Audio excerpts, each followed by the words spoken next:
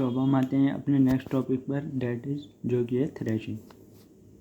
The process of separating chaff from the grains is known as threshing.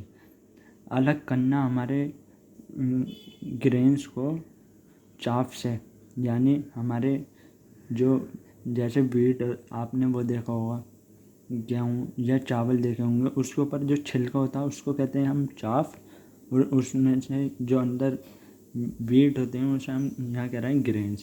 तो grains हमारे बीज को निकालना, यानी गेहूँ वही चावल को निकालना, चावल के दाने को उसके ऊपर की कवरिंग से बाहर, तो उसको कहते हैं हम threshing. The harvested crop is spread on the ground.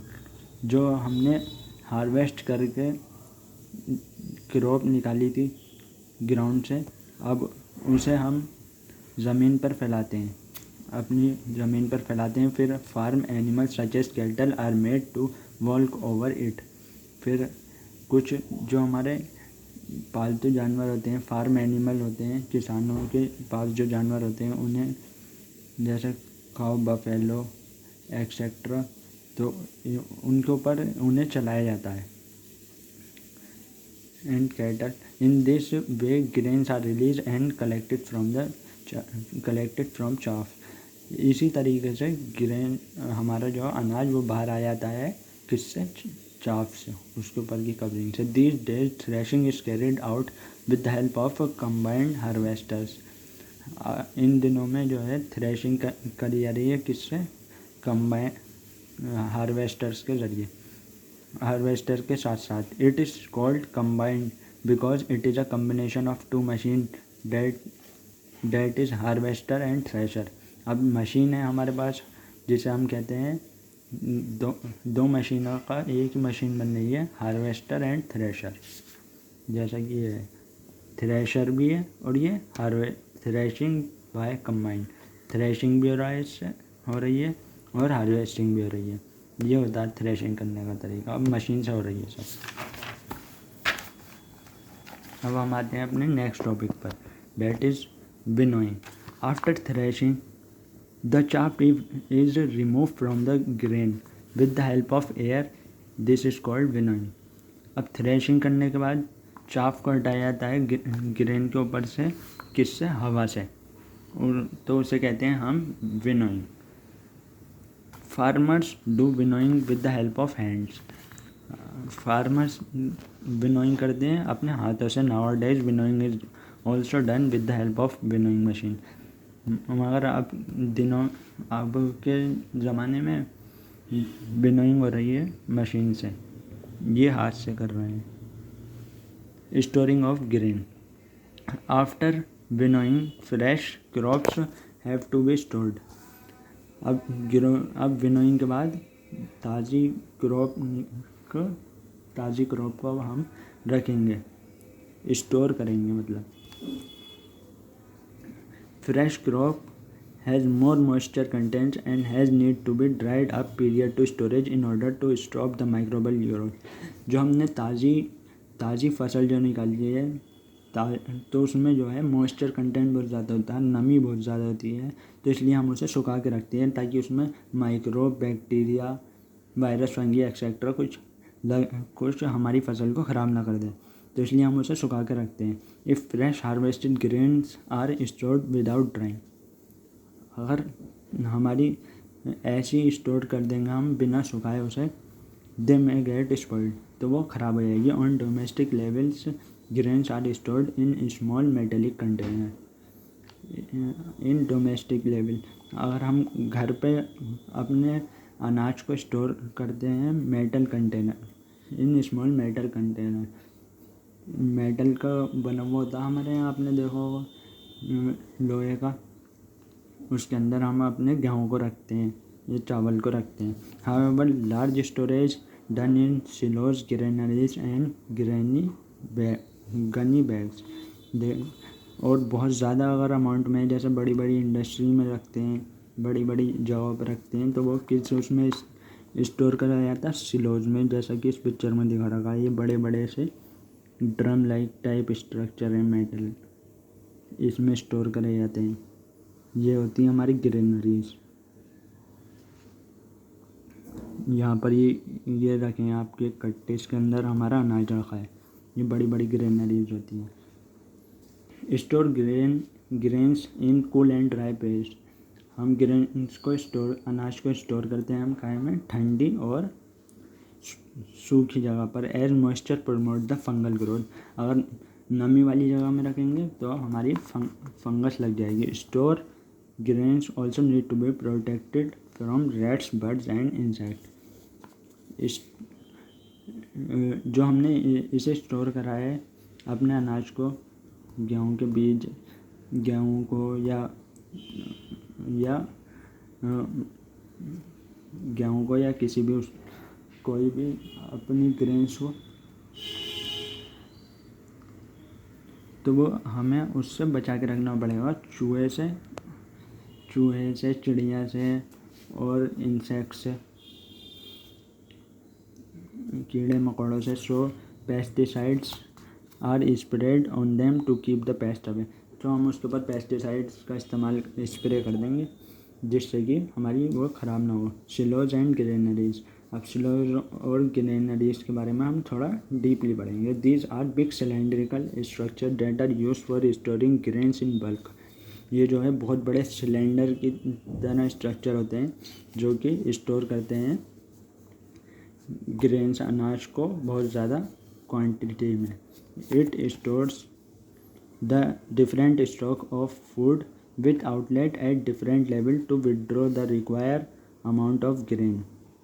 ये जो है अलग अलग तरीके के फूड स्टॉक करते हैं अलग अलग लेवल पर, कोई कम करता है कोई ज़्यादा, टू विड्रॉ द, और निकालते हैं हम जितनी हमें उसकी ज़रूरत होती है, जितनी हमें अनाज की ज़रूरत होती है उसके हिसाब से निकालते हैं। Silos are maintained by government agencies like FCI, food corporation of India. FCI की फुल फॉर्म बच्चों आपको याद रखनी होगी। FCI का मतलब होता है food corporation of India. Silos कौन मेंटेन करता है इन्हें बड़े बड़े सिलोज को? ये करती है हमारी government agency FCI, food corporation of India. Some stock of grain are maintained to compensate for the storage due to failure of monsoon in any particular area around the year।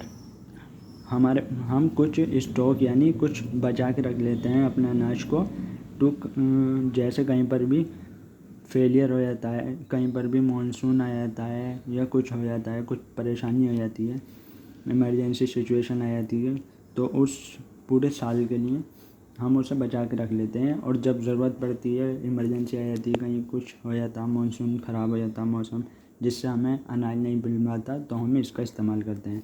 This is called buffer stock. उसको कहते हैं हम buffer stock. अब आते हैं हम next topic पर, animal husbandry. The rearing and breeding of animals along with providing them food and shelter is called as animal husbandry. The rearing and breeding यानी रेयरिंग। अब हम आ जाते हैं नेक्स्ट टॉपिक पर, that is animal husbandry. The rearing and breeding of animals along with providing them food and shelter is called as animal husbandry. अपने फसल को यानी जानवरों को पालना और उसकी प्रजाति को आगे बढ़ाना यानी नस्ल को आगे बढ़ाना, खाना देने के साथ साथ, उन्हें जगह देने के साथ साथ, उसको कहते हैं animal husbandry. The prime objective of animal husbandry is to improve the breed of domestic animals and to give them best nutrition and atmosphere that the yield of meat, egg, milk etc. can be raised। जो हमारा सबसे main काम है, सबसे पहला काम है animal husbandry का, उनकी ब्रीड को बढ़ाना, उसकी ब्रीड को अच्छा करना, ताकि उसकी आने वाली नस्ल को हम और कितना अच्छा कर सकते हैं और उन्हें हम कैसे बेस्ट न्यूट्रिशन दे सकते हैं, कैसे बेस्ट खाने पीने का दे सकते हैं, बेस्ट फैसिलिटी दे सकते हैं, एटमॉस्फेयर सराउंडिंग उसका अच्छा कर सकते हैं, आसपास गंदगी ना हो और ये सब बार बार क्लीन करते रहना, तो जिससे कि, और उसे सही टाइम पे खाना देना, तो जिससे कि हमारा अच्छे से हमें मीट मिल सकता है, अंडा मिल सकता है, दूध मिल सकता है एक्सेट्रा, जिससे कि वो हमारी बढ़ जाए, हमें अंडे दूध ज़्यादा मिले और ये सब चीज़ें। So please so please like and subscribe and share my channel for more videos. So friend, let's revise. Crop is the term used to describe a plant that is grown in large quantities, especially as food or fodder for livestock.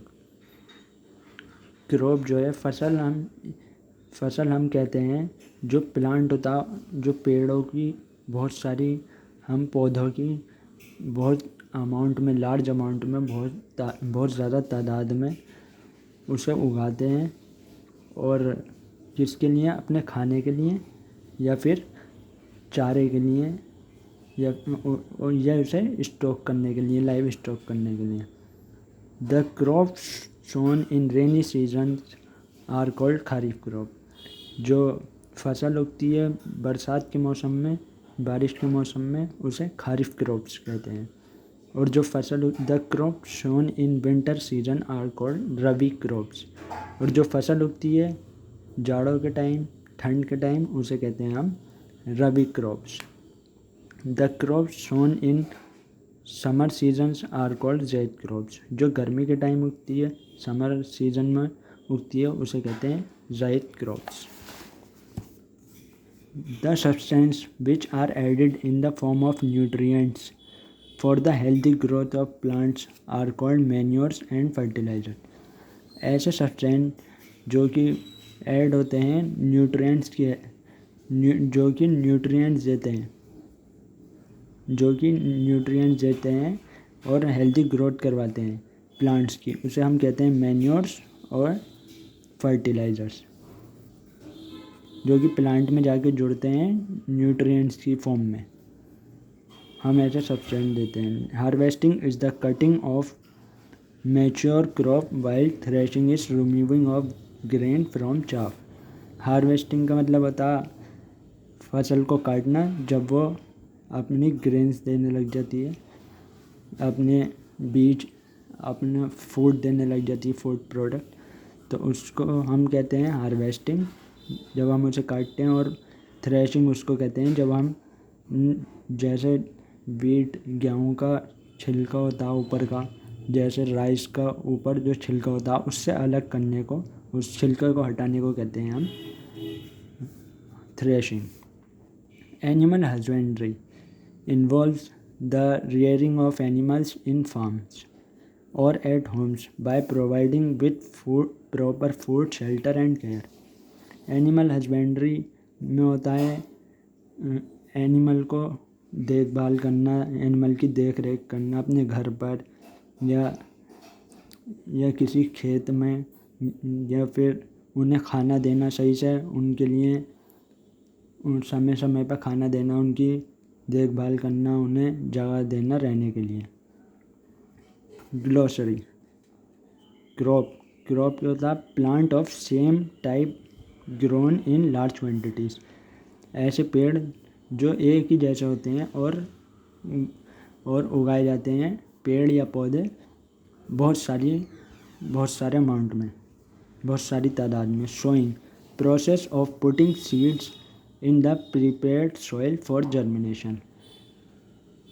Sowing एक ऐसा process है जिसमें हम बीज डालते हैं soil के अंदर, मिट्टी के अंदर, कोई सी भी मिट्टी हो चाहे, ताकि उसमें से पौधा निकल सके। Manure, organic substance obtained from the decomposition of dead plants and animal waste. Manure एक ऐसा ऑर्गेनिक सब्सटेंस है जो कि मरे हुए पेड़ पौधों के वेस्ट, जो गंदगी होती है, वो सड़ने के बाद जब माइक्रोब्स उन पर अटैक करते हैं तो वो बनता है मैन्योर।